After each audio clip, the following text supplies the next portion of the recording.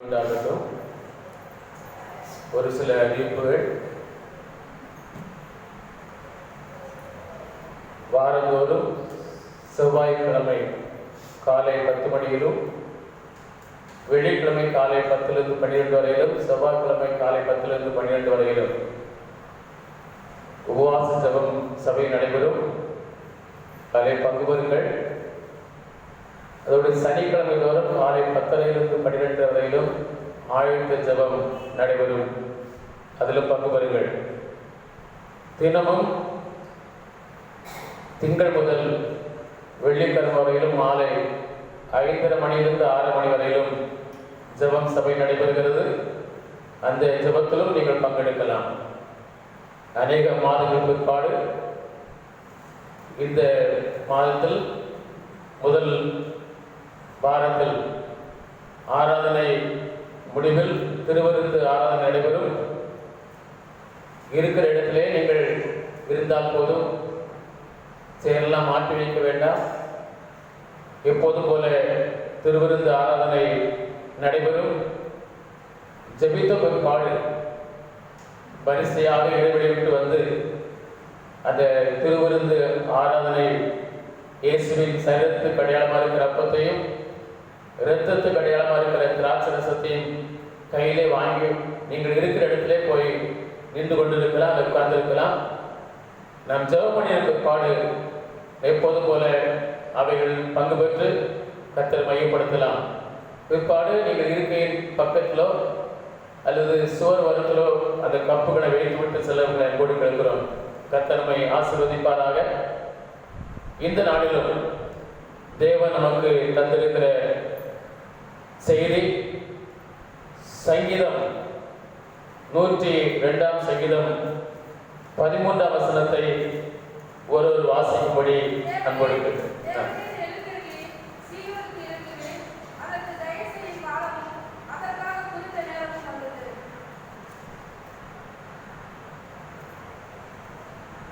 கர்த்தர் உங்களுக்கு தயை செய்யும் காலம் இந்த மாதம்.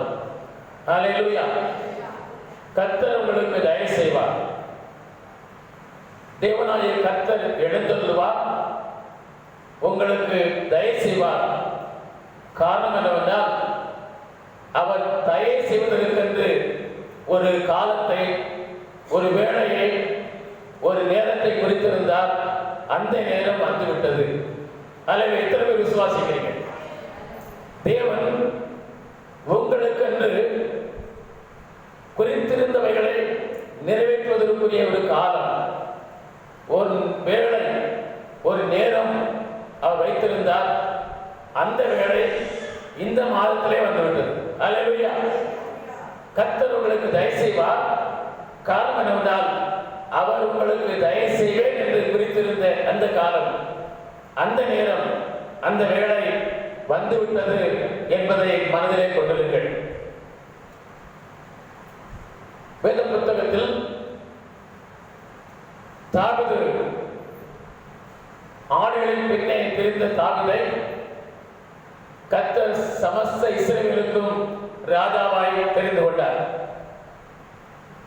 அவன் ராஜாவாய் தெரிந்து கொள்ளும் முன்பு அந்த தேசத்திற்கு ராஜாவாக சவுல் அரசாண்டு வந்ததை நமக்கு தெரியும். சவுல் தேவனுடைய சத்தத்திற்கு செவிவிடாமல் போனதினால்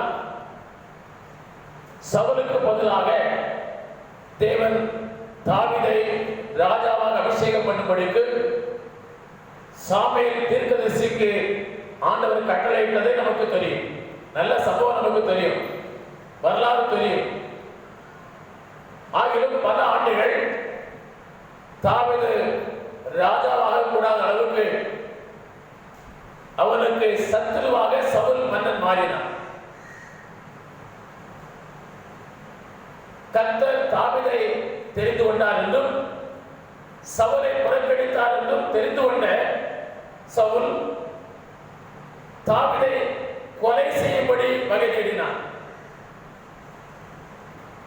தன்னுடைய குமாரத்தியை அவளுக்கு திருமணம் செய்து கொடுத்தது மட்டுமல்ல, தன்னுடைய குமாரத்தியோடு சேர்ந்து அவனை கொலை செய்வதற்கு தேடினான். அவருடைய குமாரத்தை, சவுலுடைய குமாரத்தை தாவீதை அதிகமாக நேசித்ததினால் சவுலுடைய கைக்கு தப்பி வைத்து சவுல் அவனை கொலை செய்யாதபடிக்கு அவனை தப்பி வைக்க பண்ணினான் என்று சொல்லி பார்க்கிறோம். அது பாருங்கள், சவுலுக்கு யோனத்தான் என்ற ஒரு மகன் இருந்தான். யோனத்தான் சிறந்த படை வீரன், யுத்த வீரன், தேவனுக்கு அதிகமாய் பயப்படுகிறவன், தேவனை நேசிக்கிறவன். சவுல் ஆரம்பத்தில் தேவனை நேசித்தான், தேவனுக்கு செவி கொடுத்தான், தேவன் சொன்னதெல்லாம் கீழ்ப்படிந்தான், தேவனால் அபிஷேகம் பண்ணப்பட்டான். ஆனால் அந்த சவுல் நாட்கள் செல்ல செல்ல அவருடைய வாழ்க்கையில் உயர்வு வர வர, அவருடைய வாழ்க்கையில் மேன்மை வர வர கர்த்தருக்கு செவி கொடுக்காமல் தன் மனம் விரும்புவதையே செய்ய ஆரம்பித்தான் என்று சொல்லி பார்க்கிறோம். ஆகவே அவனுக்கு பிறந்த மகன் யோனத்தான் அப்படி அல்ல. அவன் தேவனுக்கு பயப்படுகிறவனா இருந்தான், தேவனை விசுவாசிக்கிறவனா இருந்தான், தேவனுக்காய் வைராக்கியம் பாராட்டுகிறவனா இருந்தான். இந்த யோனத்தான் தாவீதுக்கு பிற்பாடு ராஜ்யபாரத்திலே அவன் ராஜ்ய பொறுப்பு எடுக்க வேண்டிய ஒரு அவனுக்கு தான் ராஜ்யபாரம் வர வேண்டும். நடந்தது என்ன? இந்த யோனத்தான் தான் ராஜா இருப்பதை பார்க்கணும். தாவீது தன் தகப்பனுக்கு பிற்பாடு தாவீது தான் ராஜாவா இருக்க வேண்டும் என்று விரும்பினான் என்று பார்க்கிறோம். தன்னுடைய ஸ்தானத்தையே விட்டுக் கொடுத்தான். தான் தான் ராஜாவா இருக்க வேண்டும். அவன் தான் ஒரு ராஜாவுடைய மகன். தாவீது ஒரு ஆடு மேய்க்கிற ஒரு சிறுவன். அவருடைய தகப்பனார் ஒரு சாதாரண குடும்பத்தில் உள்ளவன். ஆனாலும் அப்படிப்பட்ட தாவீதை யோனத்தான் சிநேகித்தான். இருவருடைய சிநேகத்தை குறித்து பார்க்கிறோம். சிறிகளின் சிநேகத்தை பார்க்கிறோம். இருவருடைய சிநேகம் அதிகமாக இருந்தது என்று சொல்லப்பட்டிருக்கிறது. அந்த யோனத்தான் தாவீதோடு உடன்படிக்கப்படுகிறார். என் தகப்பனுக்கு பிற்பாடு இஸ்ரவேல் ராஜ்யத்தில் நீ ராஜ்யபாரம் பண்ணுவீர், உமக்கு இரண்டாம் தனையாய் நான் உம்மோடு கூட இருந்து உமக்கு ராஜ்யபாரத்திற்கு திடப்படுத்துவதற்கு நான் துணையாக இருப்பேன் என்று உடன்படிக்கப்பட்டேன். எவ்வளவு பெரிய அன்பு பாருங்க. சபை மக்கள் எப்படி இருப்பார்கள் என்றால் இந்த சபை எவ்வளவு உயர்ந்திருக்கும். இந்த சபை எப்படி இருக்கணும்? தேவ ஊழியக்காரரோடு இணைந்திருக்கணும். கர்த்தர் யோனத்தான் சொல்கிறார், யோனத்தான் தான் ராஜா இருக்க வேண்டும். அவன் சொல்கிறான், நீ ராஜ்யபாரம் பண்ணும் போது அந்த ராஜ்யபாரத்துக்கு வந்து துணையா இருந்து இந்த ராஜ்யபாரம் சிறப்படுவதற்கு துணை நிற்பேன் என்று சொன்னான். இன்றைக்கு சபைக்கு யோனத்தான்கள் தேவை. கர்த்தர் இப்படிப்பட்ட யோனத்தானை கர்த்தர் நமக்கு தருவாராக. இப்படிப்பட்ட யோனத்தானை மாறுவதற்கு கர்த்தர் இதயத்தை தருவாராக. ஒரு சபை வளர்ச்சிக்கு, ஒரு திருச்சபை வளர்ச்சிக்கு யோனத்தானாய் இருந்து பாடுபடுகிற கிருபையை கர்த்தர் நமக்கு தருவாராக. ஊழியர்களோடு இணைந்து செயல்படுகிற அந்த வாஞ்சையை கர்த்தர் நமக்கு தருவாராக. அவன் தான் ராஜாவா இருக்க வேண்டும். அவன் சொல்லுகிறான், உமக்கு ராஜ்யபாரம் எனக்கு அல்ல, உமக்குரியது. கர்த்தர் நமக்கு தந்து விட்டார். என் தகப்பனார் இப்பொழுது ஒரு பொறுப்பில் தான் இருக்கிறார். ராஜ்யபாரம் உமக்குரியது. ஆகவே ராஜ்யபாரத்தில் இருக்கும்போது நான் இரண்டாம் தன்னவராய் உமக்கு இருந்து உம் ராஜ்யபாரம் சிறப்படுவதற்கு எல்லாவற்றும் உதவி செய்வேன் என்று உடன்படிக்கை பண்ணிக் கொண்டார்கள். யோனத்தானோடு தாவீது உடன்படிக்கை பண்ணினான். தாவீது யோனத்தானோடு உடன்படிக்கை பண்ணினார்கள். இப்போ தாவீதுடைய சத்துருக்கள் எல்லாரும் அழிந்து போனார்கள். தாவீதுக்கு மிகவும் சத்துருவாய் இருந்த சவுல் பெலிஸ்தியர் கையிலே மடிந்து போனான் யுத்தத்திலே. அந்த வேளையிலே யோனத்தானும் அவனோடு யுத்தத்திலே மடிந்து போனான் என்று வைத்து வாசிக்கிறோம். சவுல் மரணம் அடைந்ததை கேள்விப்பட்ட போது, யோனத்தான் மரணமடைந்ததை கேள்விப்பட்டது, துக்கம் தாழாமல் அழுதான் என்று பார்க்கிறோம். சத்துருவா இருந்தாலும் அவன் எனக்கு ராஜா, அவன் எனக்கு ராஜா என்று சொல்லி அவன் துக்கத்தினால் மிகவும் அழுதான் என்று பார்க்கிறோம். யோனத்தான் மிகமா இன்னும் அதிகமாக அழுதான் என்று பார்க்கிறோம். ராஜ்யபாரத்தில் அவன் பெருப்படுத்திக் கொண்டார். ராஜ்யபாரம் கையில் வந்தது. சத்துருக்கள் எல்லாரும் அவனுக்கு உழைக்கிறார். கர்த்தர் ராஜ்யபாரத்திலே அவன் தாவீது ராஜாவா இருக்கிறார். அப்படி இருக்கும்போது அவருடைய மனதில் யோனத்தானை குறித்த நினைவுகள் வருகிறது. யோனத்தான் எவ்வளவா என்னை நேசித்தான், நான் இருக்க வேண்டிய ஸ்தானத்தில் யோனத்தான் அல்லவா இருந்திருக்க வேண்டும். அந்த யோனத்தான் எப்படி பெரிசீமையிலே படித்து போனானே, இந்த யோனத்தான் என்னோடு உடன்படிக்கப்படி இருந்தானே, நான் அவனுக்கு தயவு செய்ய வேண்டுமே, குடும்பத்திற்கு தயவு செய்ய வேண்டுமே என்று தன் மனதில் என்ன வந்த பொழுது தன்னோடு கூட இருக்கிற ஆட்களிடத்தில் சொல்கிறான், நான் யோனத்தான் நிமித்தமாய் தயவு செய்வதற்கு யாராகிலும் யோனத்தான் சந்ததி இருக்கிறார்களா, யோனத்தானுடைய குடும்பத்தில் யாராவது இருக்கிறார்களா, போய் பார்க்கணும். விசாரிக்கிறார்கள். ஒரு நோடி வருகிறான், தாவீது ராஜாவே, தாவீது ராஜாவே, ஒருவர் இருக்கிறார், ஆனா 2 காலம் முடமானவன். பேரு 2 காலம் முடமாய் போய் தாவீது சொல்கிறான், நான் யோனத்தானுக்கு உடன்படிக்கப்பட்டிருக்கிறேன், அவன் நிமித்தம் அவனுக்கு நான் தயவு செய்யணும், உடனே கொண்டு வாங்க. வருகிறான். தாவீது ராஜா அழைக்கிறார் என்று சொல்லப்படுகிறது. உள்ளம் நடுங்கிறது. ஏன்னா சவுலுடைய வாரிசுல நான் மட்டும்தான் உயிரோடு இருக்கிறேன், எல்லாரும் செத்து போனார்கள், என்னை கொலை செய்வதற்கு தான் தாவீது கூப்பிடுகிறாரோ, சவுலுடைய சத்தத்தை எதுவுமே இருக்கக்கூடாது என்பதற்கு தான் தாவீது கூப்பிடுகிறாரோ என்று சொல்லி பயத்தோடு போகிறான். முடமானவன் ராஜாவின் அரண்மனைக்குள்ளே பிரவேசிக்கூடாது. அந்த நாட்களில் முடமானவர்கள், ஊனமானவர்கள் ராஜாவுடைய அரண்மனைக்குள்ளே பிரவேசிக்க கூடாது. ராஜாவுடைய தாவீது ராஜாவுக்கு பயப்பட்டு நிறுத்தப்பட்டு வைக்கப்பட்ட பொழுது தாவீது ராஜா அவனை கட்டி அணைத்துக் கொண்டான். அவன் அதிகமாக நேசித்தான், விசாரித்தான். அவனுக்கு விசாரித்து அவனுக்கு ஒரு காரியம் சொன்னான், இன்று முதல் நீ யோனத்தானுடைய குமாரனா இருப்பதனால் உனக்கு என் கண்ணில் தயவு கிடைத்திருக்கிறது. என்னோடு கூட ராஜ்யபாரத்தில் அரண்மனையில் உட்கார வேண்டும், என்னோடு கூட போதனை பண்ண வேண்டும், இது உனக்கு கொடுக்கப்படுகிற கட்டளை என்று சொல்லி யோனத்தானுக்கு ஒரு பெரிய சாக்கியத்தை கொடுத்தான். தாவீதுடைய தயை யோனத்தானை ராஜ அரண்மனைக்குள்ளே கொண்டு வந்தது. ராஜாவோடு கூட போஜனம் பண்ணுகிற பாக்கியத்தை கற்றுக் கொடுத்தது. அல்லேலூயா. அன்பார்ந்தவர்களே, தாவீதுடைய தயை, தாவீது ராஜாவை இயேசு கிறிஸ்துவின் தயை இதை பார்க்கலாம் அதிகமான மேன்மைகளை கொண்டு வரும். அல்லேலூயா.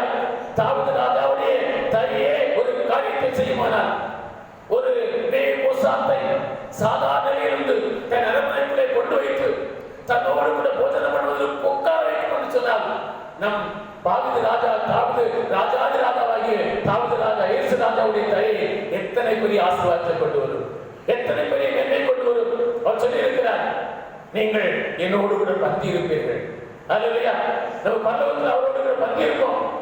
அத்தனை பெரிய சாக்கியத்தை கர்த்தர் நமக்கு கொடுத்திருக்கிறார். தேவனுடைய தயை நமக்கு மேன்மை கொண்டு வரும். அவர் சொல்கிறார், நான் உங்களுக்கு தயவு செய்வேன் என்று குறித்திருந்த அந்த காலம் வந்துவிட்டது, நேரம் வந்துவிட்டது.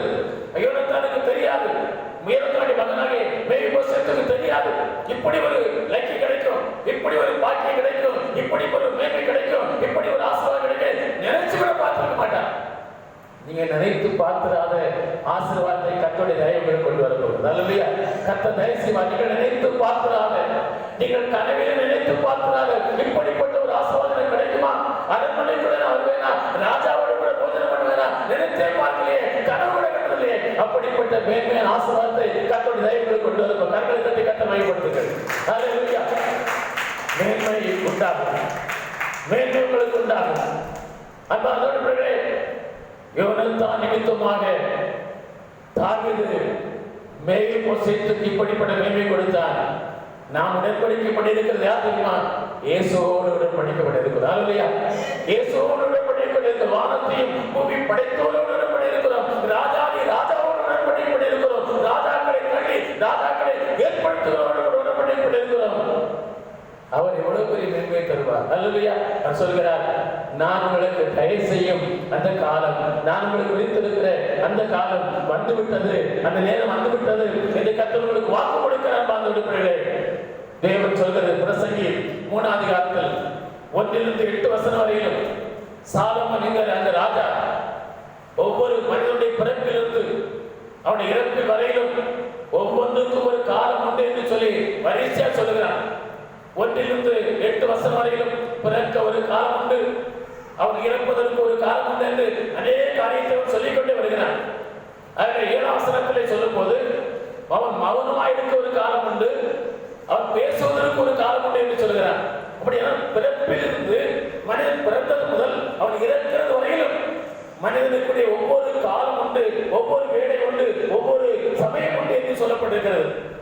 அன்பார்ந்த பிள்ளைகளே, அந்த சாலமோன் சொல்கிற அந்த மௌனம் எதை குறிக்கிறது என்று சொன்னால் அது மரணம் வரையில் உள்ள காரியத்தை குறிக்க முடியும். சங்கீதம் 115 வாசிக்கிறோம், மரித்தவர்களும் மௌனத்தில் இறங்குகிறவர்களும் என்று சொல்லியிருக்கிறது. அப்படின்னா இந்த மௌனம் எதை குறிக்கிறது என்று சொன்னால் மரணம் வரையிலும், மனிதனுடைய பிறப்பிலிருந்து மரணம் வரையிலும் அவனுக்கு ஒவ்வொரு காலம் உண்டு. ஒரு வேலையை கர்த்தர் வைத்திருக்கிறார், ஒரு நேரத்தை வைத்திருக்கிறார், ஒரு சமயத்தை வைத்திருக்கிறார், ஒரு காலத்தை வைத்திருக்கிறார். அந்த காலத்திலே எல்லாத்தையும் அவர் செய்ய வல்லவராக இருக்கிறார். அந்த ராஜா சாலமோன் ராஜா 1 ராஜாக்கள் 4-29 வரையில் பார்க்கிறோம். இந்த சாலமோனுக்கு கர்த்தர் மிகுதியான ஞானத்தை கொடுத்திருந்தார். அளவில்லாத ஞானம், அளவில்லாத அறிவு, அளவில்லாத புத்தி கொடுத்திருந்தார். யார் கொடுத்தது? தேவன் கொடுத்தது. தேவன் இவனுக்கு வேற்று சொல்லி அழகா வாசிக்கிறோம். 4-29 வாசிங்க.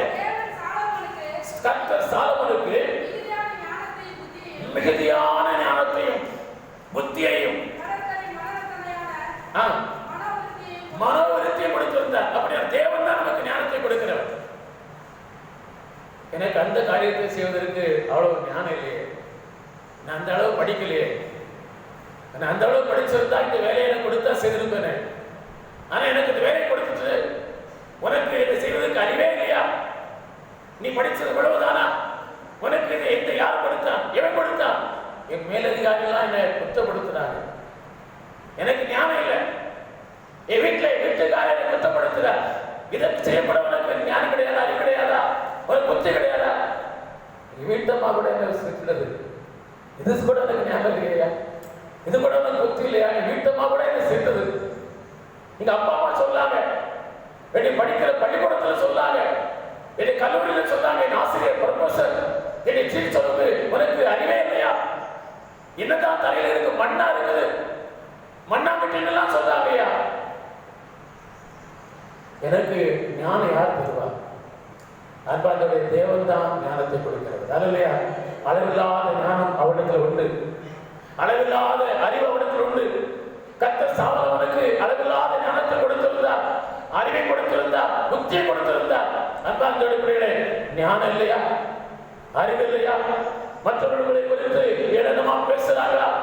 ஒரு வேலை பொறுப்புல இருக்கிறீங்க, அரசு பதவியில் இருக்கிறீங்க, மேலான அதிகாரி உங்களை ஏளனமா, உனக்கு ஞானம் இல்லையா? எப்படி இந்த வேலைக்கு வந்து அவர்களை கொடுத்து ஏளனமா பேசுறாங்களா? குடும்பத்தாரை உனக்கு ஞானம் இல்லையா, அறிவில்லையான்னு சொல்லி உங்களை துன்பப்படுத்துகிறாங்களா, வேதனை கொடுத்துகிறாங்களா?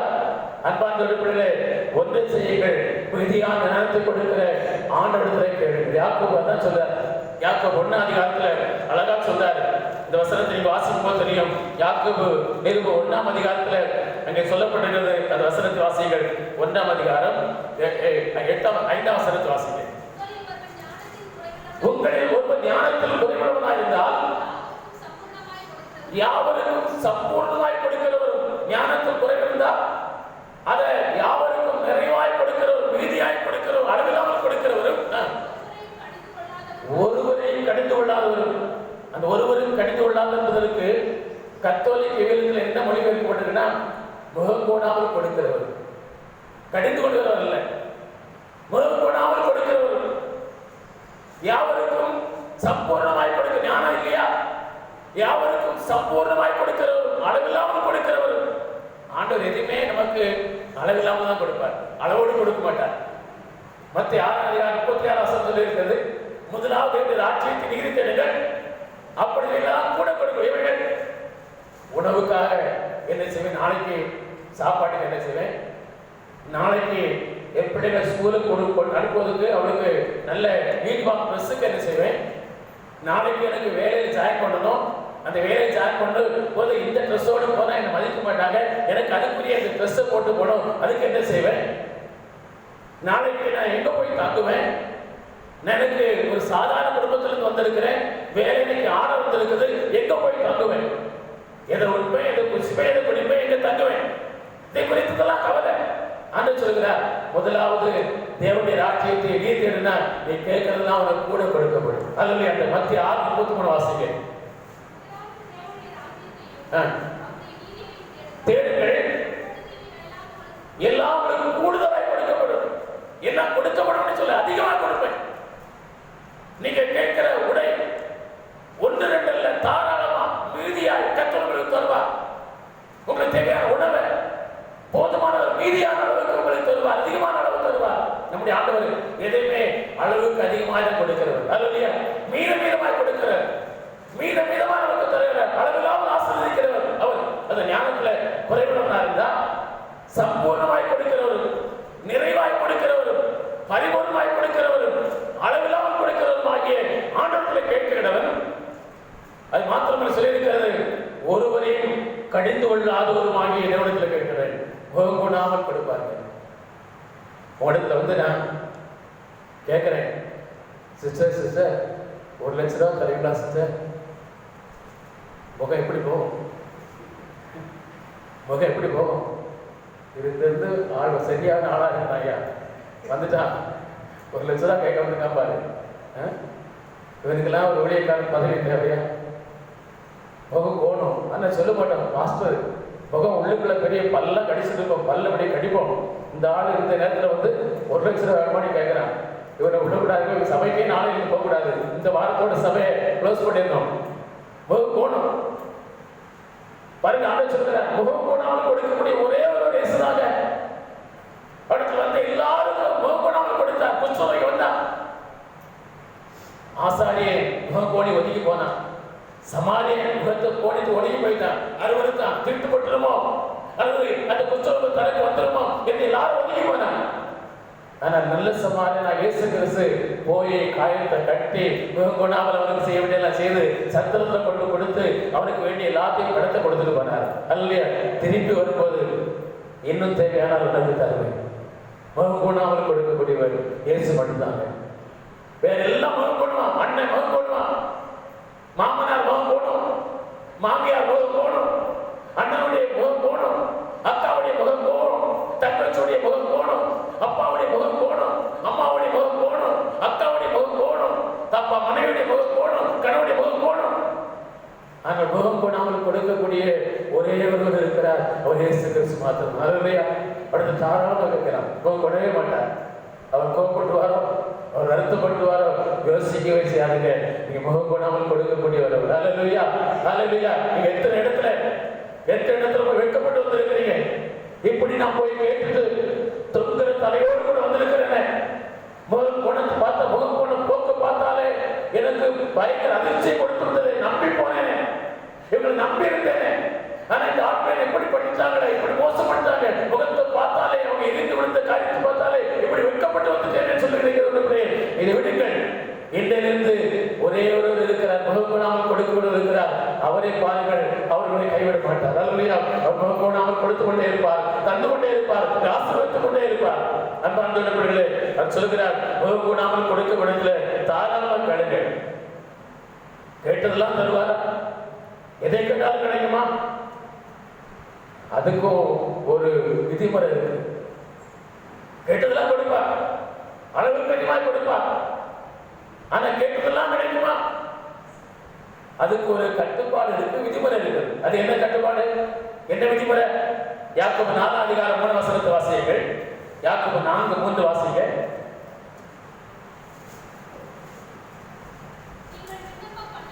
நீங்கள் ஜெபம் பண்ணியும் நீங்கள் கேட்டும்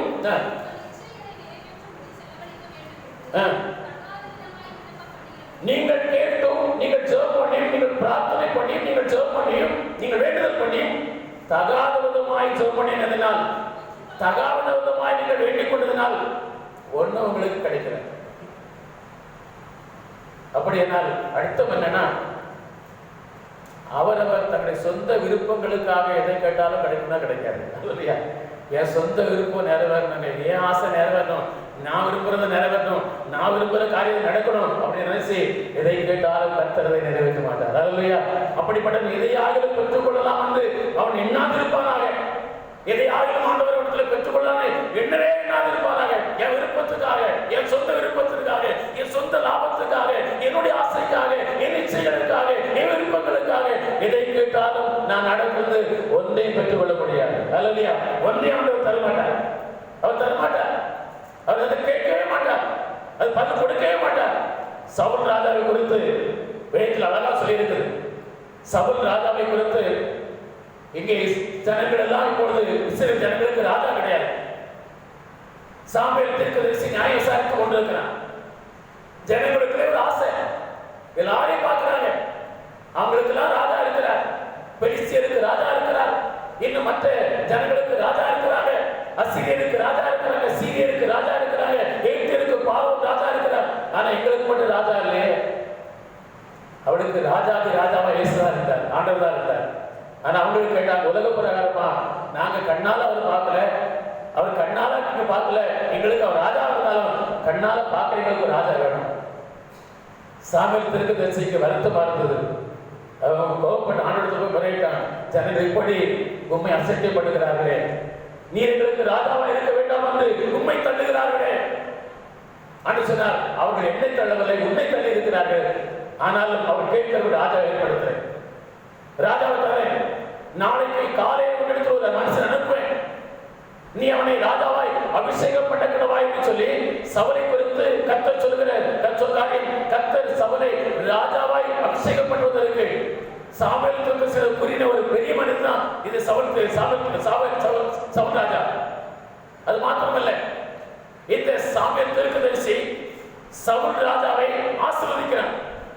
கர்த்தருடைய ஆவியானவர் உண்மையில் இறங்குவார், நீ அவரோடு கூட தீர்க்கதரிசி சொல்லி வேறு மனுஷனாவாய். ஒண்ணு சாமுவேல் 10:6-7 சாமுவேல் தீர்க்கதரிசி அவனை ஆசீர்வதிக்கிறான். நீ கர்த்தருடைய ஆவியானவர் உண்மையில் இறங்குவார், நீ தீர்க்கதரிசி ஒரே வேறு மனுஷனாவாய். இந்த சொல்லின் அடையாளங்கள் உனக்கு நேரும் போது சமயத்துக்கு ஏற்றபடி செய், உன்னோடு கூட கர்த்தர் இருக்கிறார் என்று ஆசீர்வதிக்கப்பட்ட ஒரு மனிதன் சவுல் ராஜா. தேவன் ராஜாவாய் சாமுவேலுக்கு வெளிப்படுத்தப்பட்ட ஒரு மனிதன், சாமுவேல் தீர்க்கதரிசி ஆசீர்வதிக்கப்பட்ட ஒரு மனிதன். அது மாத்திரமல்ல, 1 சாமுவேல் 10:12 சவுலும் தீர்க்கதரிசிகள் ஒருவனோ என்கிற பழமொழி சவுலை குறித்து சொல்லப்படும் அளவுக்கு கர்த்தரால் உயர்த்தப்பட்ட மேன்மடைந்த ஒரு மனிதன் தான் இந்த சவுல் ராஜா. தீர்க்கதரிசிகள் ஒருவனோ என்று சவுலை குறித்து சொல்லுகிற அளவுக்கு, ஒரு பழமொழி சொல்லுகிற அளவுக்கு அவன் தேவனால் ஆசீர்வதிக்கப்பட்ட, உயர்த்தப்பட்ட, கனப்படுத்தப்பட்ட ஒரு மனிதனாக இருந்தான். ஆனால் வேறு சொல்கிறது, அவன் தகாத ஒரு காரியமாய் தன்னுடைய விருப்பத்திற்கு ஏற்ற தன் விரும்புகிறதெல்லாம் தன் இச்சைகளை நிறைவேற்றுவதற்காக கர்த்தருக்கு செய்வெடுக்காமல் போனதுனால, கர்த்தரை விட்டு விலகினதுனால, கர்த்தருடைய கற்பனைகளுக்கு கீழ்ப்படியாமல் போன தான் விருப்பம், என் சொந்த விருப்பம் நிறைவேற்றணும், என் சொந்த ஆசை நிறைவேற்றணும் என்று சொல்லி அவன் கர்த்தருடைய சித்தத்துக்கு கீழ்ப்படியாமல் போனதுனால, கர்த்தருடைய சத்தத்தை செய்வெடுக்காமல் போனதுனால கர்த்தர் அவனுக்கு எந்த விதத்திலும் பதில் கொடுக்கவில்லையா. 1 சாமுவேல் 28:6 வாசிங்க. 1 சாமுவேல்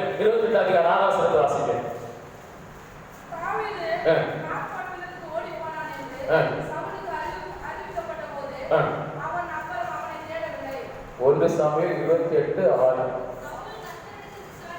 சவுல் கர்த்தரிடத்தில் விசாரிக்கும் போது கர்த்தர் அவனுக்கு சொப்பனங்களினாலாவது, உரிமையினாலாவது, தீர்க்கதரிசிகளினாலாவது ஒரு உத்தரவு கொடுக்கல.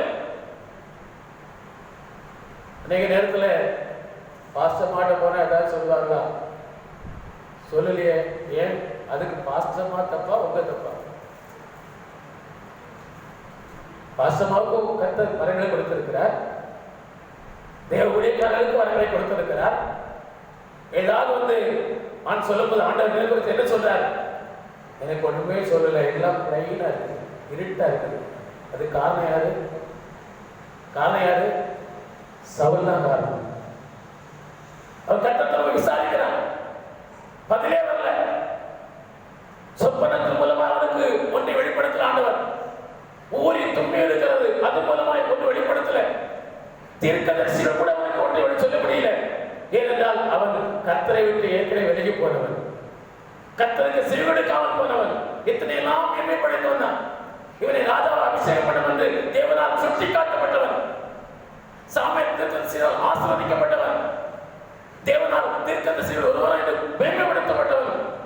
அப்படிப்பட்ட அந்த மனிதனுக்கு கர்த்தர் சொப்பனத்தின் மூலமாய் வெளிப்படவில்லை, தீர்க்கதரிசி மூலமாய் வெளிப்படவில்லை, எந்த உத்தரவும் கொடுக்கவில்லை. காரணம் என்னவென்றால் சவுல் கர்த்தருக்கு செவிவிடாமல் போனான், கர்த்தருக்கு கீழ்ப்படியாமல் போனான். சொந்த விருப்பங்களுக்காக தேவன் சொன்ன சில காரியங்களை மாற்றி அமைத்துக் கொண்டான். அமலேக்கனோடு யுத்தம் பண்ணும்போது குழந்தைகளுக்கு இறங்காத, பிள்ளைகளுக்கு இறங்காத, அவெல்லாம் அழிச்சு போட்டு அமலேக்கு ராஜாவுக்கு இறங்காத, ஆடு மாடுகளுக்கு இறங்காத, எல்லாம் செய்தான். பிள்ளைகளுக்கு கூட இறங்கல. ஆனா ஆடு மாடுகளை முதல் தரமாக சேர்த்து வச்சுட்டான். பணத்துல எவ்வளவு குறிப்படி மனுஷனை விட்டுட்டான். மனுஷனை இன்னைக்கு இந்திய தேசம் மனிதனுக்கு மதிப்பு கொடுக்கல, மிருகத்துக்கு மதிப்பு கொடுக்குது. மனுஷனெல்லாம் கொண்டான், குழந்தைகளை கொண்டா, வாலிபர்களை கொண்டா, ஆண்களை கொண்டா, பெண்களை கொண்டா. ஆனால் முதல் தரமான ஆடு மாடுகளை தனியே சேர்த்து வைத்து கொண்டான். இன்றைக்கு ஆடு மாடுகளுக்கு கொடுக்கப்படுகிற மதிப்பு கூட நம்முடைய தேசத்தில் ஜனங்களுக்கு கொடுக்கப்படவில்லை. ஆடு மாடுகளை அவர்கள் வணங்குகிறார்கள், ஆடு மாடுடைய மூத்திரத்தை குடிக்கிறார். ஆனா மனிதனாய் மதியாமல் அவனை கொலை செய்கிறான். மீடியாவில் வரலங்க, மீடியாவில் வரல, கல்லால் அடிக்கிறான், சேர்ந்து கீழே தள்ளி நெஞ்சில மிதிக்கிறான். அவர் இறக்கிற பரிதாபத்தை பார்க்கணும். அது நமக்கு பயங்கரமா வருது. சில வேளையில் எனக்கெல்லாம் தீவிரவாதம் மாறிடலாமான்னு யோசிக்கிறேன்.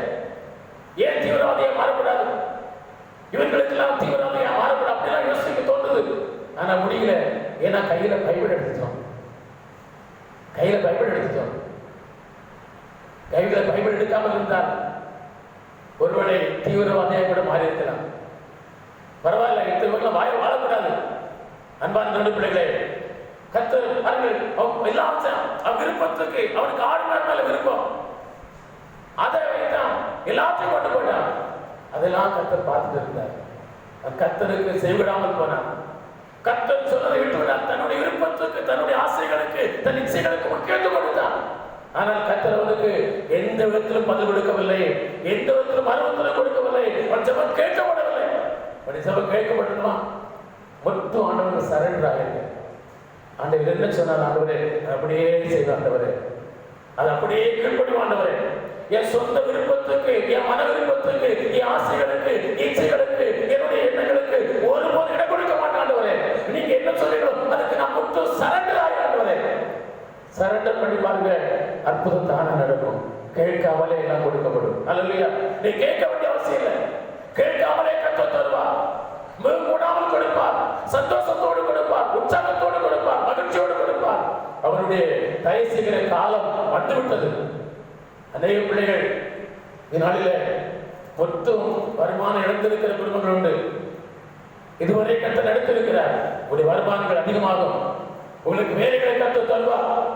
வேலைகளை எதிர்பார்க்கிற தேவனுடைய பிள்ளையே, படித்து முடித்து விட்டு எனக்கு வேலை இல்லையே, நான் படித்திருக்கிற வேலையை கிடைக்கவில்லையே, என் பிள்ளைகள் எல்லாம் படித்திருக்கிறது, ஒருத்தர் கூட வேலை இல்லையே என்று கவலைப்படுகிறவர்களே, உன்னையும் குடும்பத்தையும் தேவனுக்கு மொத்தமாக சரண்டர் பண்ணு. ஆச்சரியமாய் உனக்கு அற்புதம் செய்வார், வேலைகளை தருவார், கர்த்தர் உயர்த்துவார். ஒரு பிள்ளைகள் எல்லாம் வேலையில் இருப்பார். நீ நினைக்கிறத விட உயர்ந்த வேலையை கற்றுக் கொண்டு போவார். நினைக்கிறவரை நல்ல வார்த்தை அமைத்து கொடுப்பார். தேவன் ஜீவன் உள்ளவர், அவர் மாறாதவர். அவர் குறித்திருக்கிற வேலை, குறித்திருக்கிற காலம் வந்துவிட்டது, இனி தாமதிப்பதில்லை. அல்லேலூயா. அவர் வந்துவிட்டது, அது இந்த காலம் வந்துவிட்டது, அது இனி தாமதிப்பதில்லை. சீக்கிரமாக அவைகளெல்லாம் கர்த்தர் நிறைவேற்றுவார். அங்கே சொல்கிற ஒவ்வொன்றுக்கும் ஒரு காலம் உண்டு, ஒவ்வொன்றுக்கும் ஒரு சமயம் உண்டு என்று சொல்கிற அந்த சாலமோன் ஞானி பிரசங்கி 3:11 சொல்கிறார், அவர் சகலவற்றையும் அதன் காலத்திலே நேர்த்தியாய் செய்கிறவர் என்று வாசிங்க. அவர் சகலவற்றையும் அதன் காலத்திலே நேர்த்தியாய் செய்து கொண்டிருக்கிற கர்த்தர். அவர் சகலவற்றையும் அதன் காலத்திலே நேர்த்தியாய் செய்வார். அல்லேலூயா. உங்கள் பிள்ளைகளை பிறக்க செய்தவர், உங்கள் பிள்ளைகளை வளர்க்க செய்தவர், உங்கள் பிள்ளைகளை கல்லூரி படிக்க வைத்தவர், உங்கள் பிள்ளைகளை கல்லூரியை படிக்க வைத்தவர், பிள்ளைகளுக்கு வேண்டிய வேலையை தருவார். செய்வார். அதனது காலத்திலே நேர்த்தியாய் செய்வார். அல்லேலூயா. இதுவரை நேர்த்தியாய் செய்து வந்திருக்கிறார். பிள்ளைகளை பிறக்க செய்திருக்கிறார், பிள்ளைகளை தந்திருக்கிறார், பிள்ளைகளை படிக்க வைத்திருக்கிறார், பிள்ளைகளை வாழ செய்திருக்கிறார், கல்லூரியை படிக்க வைத்திருக்கிறார். அவர்களுக்கு படித்ததற்கேற்ற வேலை கொடுப்பார், அவர் விருப்பத்திற்கேற்ற வாழ்க்கையை கற்றுக் கொடுப்பார். அல்லையா? அதனது காலத்திலே நேர்த்தியாய் செய்கிற கர்த்தராக இருக்கிறார். அவர் யாருக்கு இறங்குவாரா? 102 சங்கீதம் 13 வாசிக்கிறோம். கர்த்தர் யாருக்கு தயவு செய்ய காலம் வந்துவிட்டது என்று சொல்லுகிறார், யாருக்கு தயவு செய்ய நேரம் வந்துவிட்டது என்று சொல்லுகிறார்? சீயோனுக்கு என்று வாசிக்கிறோம். அந்த வசனத்தை வாசிக்கிறோம். 2:13. கர்த்தர் சீயோனுக்கு இறங்கி அதற்கு தயவு செய்யும் காலம் வந்துவிட்டது. சீயோனுக்கு கர்த்தர் தயவு செய்யும் காலம் வந்துவிட்டது. சீயோனுக்கு, சீயோன் என்பதை குறித்து வேதத்திலே அது தேவனுடைய ராஜ்யத்துக்கு ஒப்புமையாக சொல்லப்பட்டிருக்கிறது. சீயோன் திருச்சபைக்கு ஒப்புமையாக சொல்லப்பட்டிருக்கிறது. ஆனால் அநேக இடங்களிலே தேவ ஜனங்களுக்கு ஒப்புமையாக சொல்லப்படும். சீயோன் குமாரத்தியே, சீயோனாகிய ஜனமே என்று கர்த்தர் அழைக்கிறதை பார்க்கிறோம். சீயோன் என்பது தேவ ஜனங்களுக்கு ஒப்புமையாக சொல்லப்படுகிறது. அப்படினால் நீங்கள் நாம் தேவனுடைய பிள்ளைகளாக இருக்கிறோம். சீயோனாய் உங்களுக்கு கர்த்தர் இறங்குவார், உங்களுக்கு கர்த்தர் தயவு செய்யும் காலம் வந்துவிட்டது, நேரம் வந்துவிட்டது என்று சொல்லியிருக்கிறது. சீயோனுடைய நிலை என்ன? தேவனுடைய பிள்ளைகளுடைய நிலை என்ன? ஏசாயா 49:14 சொல்லப்படுகிறது. சீயோன் எப்படிப்பட்டவளாய் காணப்பட்டாலும் அந்த வசனத்தை வாசிகள், சீயோன் என்னை கர்த்தர் கைவிட்டு விட்டார். சீயோன் சொல்றார், தேவனுடைய பிள்ளை சொல்றார், கர்த்தர் என்னை கைவிட்டு விட்டார், கர்த்தர் என்னை மறந்தே போய்விட்டார் என்று அங்கலாய்த்துக் கொண்டிருக்கிற சீயோனாய் இருக்கிறார். இந்த வசனத்தை வாசிகள் 149 சங்கீதம் 14. சீயோனோ கர்த்தர் என்னை கைவிட்டு விட்டார், கர்த்தர் என்னை மறந்து விட்டாரோ என்று அங்கலாய்த்துக் கொண்டிருக்கிறார். சீயோனுடைய நிலைமை என்ன? கர்த்தர் என்னை கைவிட்டு விட்டாரோ, கர்த்தர் என்னை மறந்து போனாரோ, எவ்வளவுதான் ஆண்டவருக்காய் வாழ்ந்து கொண்டிருக்கிறேன், எவ்வளவா ஆண்டவரை நேசிக்கிறேன், நான் எவ்வளவா பைபிளை நேசிக்கிறேன், எவ்வளவு ஆலயத்தை நேசிக்கிறேன், எவ்வளவு ஊழியத்தை நேசிக்கிறேன், எவ்வளவு கர்த்தருக்கு நீ தியாகம் பண்ணியிருக்கிறேன், கர்த்தர் என்னை கைவிட்டு விட்டாரோ, என்னை மறந்து விட்டாரோ என்று சீயோன் அங்கலாய்த்துக் கொண்டிருக்கிறாள், கலங்கி கொண்டிருக்கிறாள், வேதனைப்பட்டுக் கொண்டிருக்கிறாள். அருமையான தொண்டு பிள்ளைகளே, நீங்கள் அந்த சீயோனை போல தேவன் என்னை கைவிட்டு விட்டாரோ, என்னை அப்படியே கைவிட்டு விடுவாரோ, தேவன் என்னை மறந்து விட்டாரோ, அப்படியே மறந்து விடுவாரோ என்ற ஒரு கடினமான சூழ்நிலைக்கு இருக்கிறீர்களோ? ஆண்டவர் சொல்கிறார், 15 வசனத்தை வாசிங்க.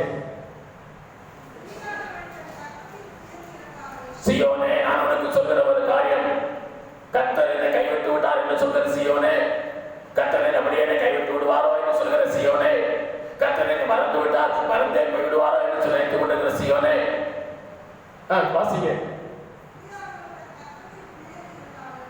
நான் உனக்கு சொல்கிறேன், ஒரு ஸ்திரீயானவள் தன்னுடைய வயிற்றிலே பிறந்த குழந்தைக்கு இறங்காமல் அந்த குழந்தையை மறப்பாளோ, அந்த அவள் குழந்தை மறப்பா எந்த ஒரு தாயாது உன்னால் காட்ட முடியுமா? தன் வயிற்றில் பிறந்த ஒரு குழந்தையை கைவிடுகிறத காட்ட முடியுமா? அவளுக்கு இறங்காமலுக்கு உன்னால் சொல்ல முடியுமா? யாராவது ஒரு ஸ்திரியை காட்ட முடியுமா? எந்த ஒரு தாயும் தன்னுடைய வயிற்றில் பிறந்த குழந்தைக்கு இறங்குகிற தன்மையுடையது. அது ஒருவேளை வயதான குழந்தை பிள்ளையா இருக்கலாம். ஒரு சம்பவத்தை குறித்து கேள்விப்படுகிறது, நடந்து கதவு நடக்காதது தெரியாது. ஒரு வாலிபன் ஒரு பெண்ணை நேசித்தார். அந்த பெண் திருமணம் செய்வதற்கு சம்மதித்தார். ஒரு கண்டிஷன் போட்டார், உங்க அம்மாவுடைய இருதயம் எனக்கு கையில கொடுக்கணும், உண்மையா என்னை அன்பு செய்வாய் என்றால் உன் தாயாவுடைய இருதயத்தை கையில கொடுக்கணும். அவன் இதை எப்படி யோசித்தான்? அவனுக்கு அது விளங்கவில்லை.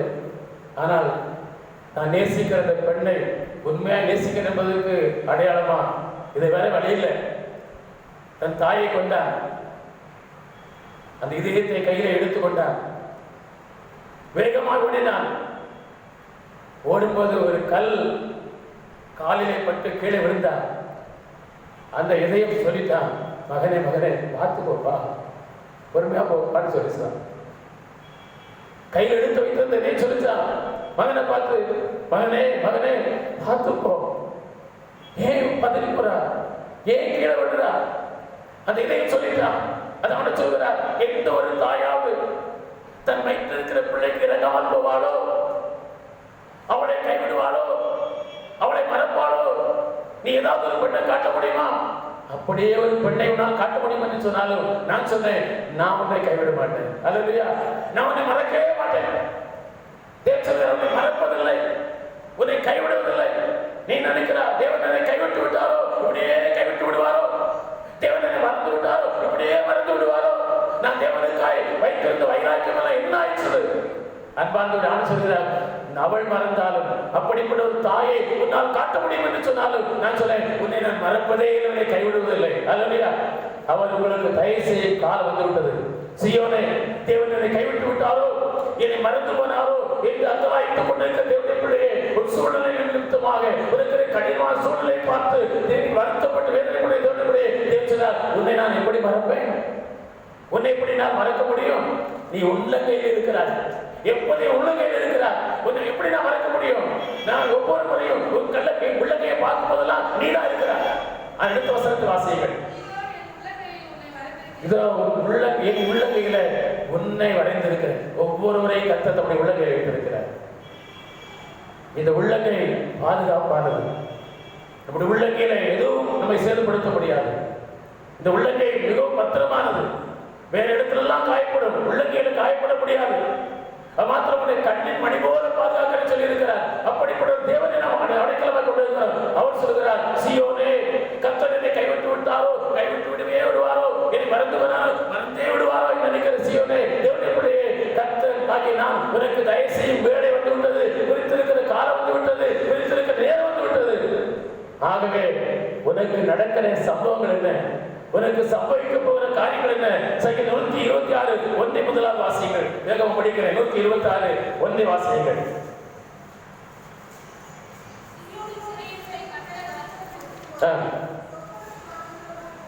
கர்த்தர் சொல்கிறார், ஒரு சிறையிருப்பை நான் மாற்றுவேன். அவர்களுக்கு தயவு செய்வதனால் உங்களுக்கு கிடைக்கிற முதல் ஆசீர்வாதம் ஒரு சிறையிருப்பு மாறும். ஏன் எனக்கு மட்டும் இந்த சிறை வாழ்வு? ஏன் மட்டும் எனக்கு மட்டும் இந்த சிறையிருப்பு? எத்தனையோ பேர் ஆலயத்துக்கு வருகிறார்கள், கர்த்தரை தேடுகிறார்கள்.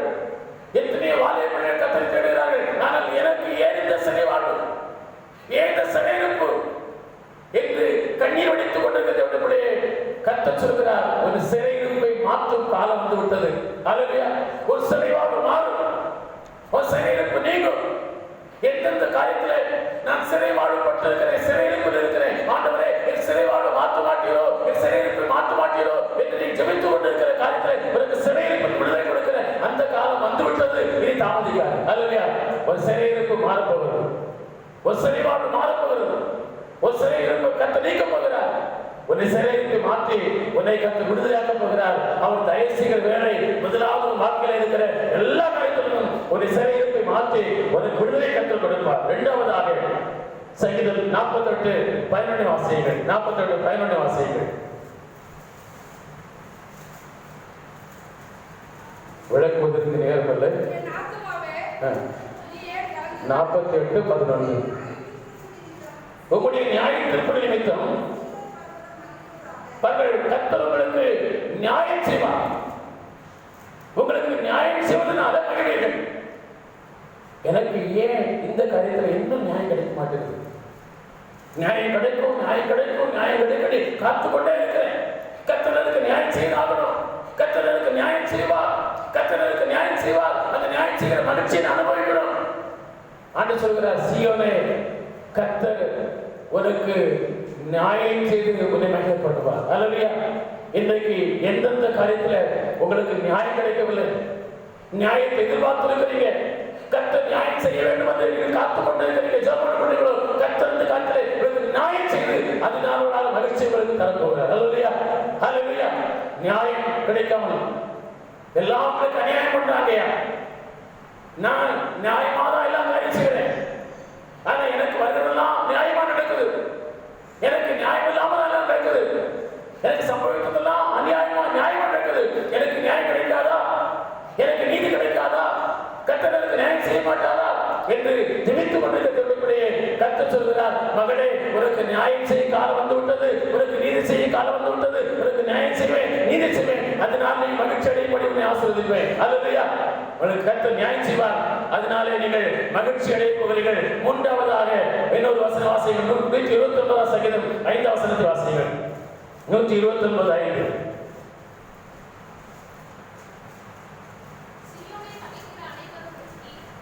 உங்களை பயக்கிறவர்கள் வெட்கப்படுவார்கள்.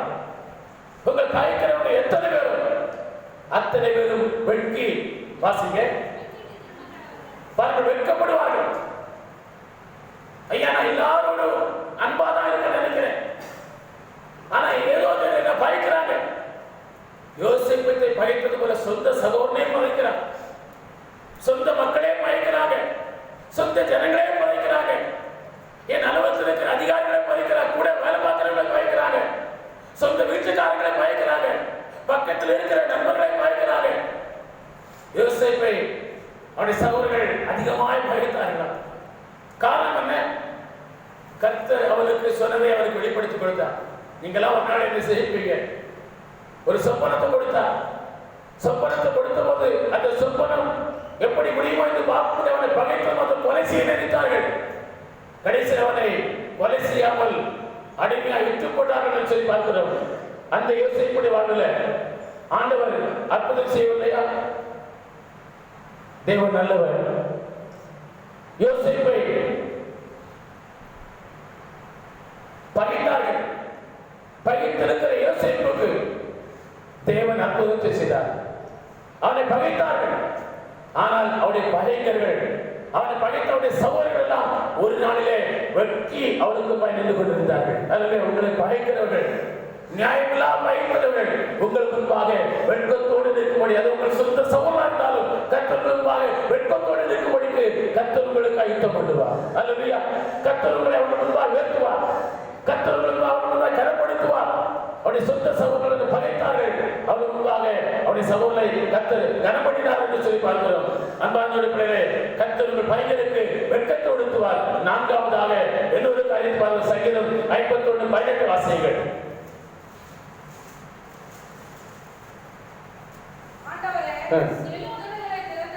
சீயோனுக்கு உமது பிரியத்தின்படி நன்மை செய்யும். தேவன் தம்முடைய சீயோனுக்கு நான்காவது செய்கிற ஒரு காரியம் நன்மை செய்கிறவராக இருப்பார். கர்த்தர் உங்களுக்கு தயவு செய்யும் போது நடக்கிற காரியம், நான்காவது காரியம் நன்மை உண்டாகும். என் வாழ்வில் எந்த நன்மையை அனுபவித்ததில்லையே, எந்த நன்மையை இதுவரை அனுபவித்ததில்லையே, ஒரு நன்மை கூட பார்க்கல, கண்டதில்லையே, என் பிள்ளை வாழ்க்கை ஒரு நன்மை கூட அனுபவித்ததில்லையே என்று நீங்கள் கவலைப்படுகிறீர்களா? அன்பார்ந்த பிள்ளை, தேவன் உங்களுக்கு நன்மையை தருவார். நன்மையினால் உங்கள் வாழ்க்கை நிரப்புவார். அல்லேலூயா. வாழ்நாளெல்லாம் நன்மை தொடர்படி கர்த்தர் செய்வார். சங்கீதம் 31:19 வாசிக்கிறோம். வேதம் சொல்கிறது, அவருக்கு பயப்படுகிறவர்களுக்கும் மனுஷர்களுக்கு முன்பாக தேவனுக்கு அஞ்சுகிறவர்களுக்கும் அவர் உண்டு பண்ணி வைத்திருக்கிற நன்மைகள்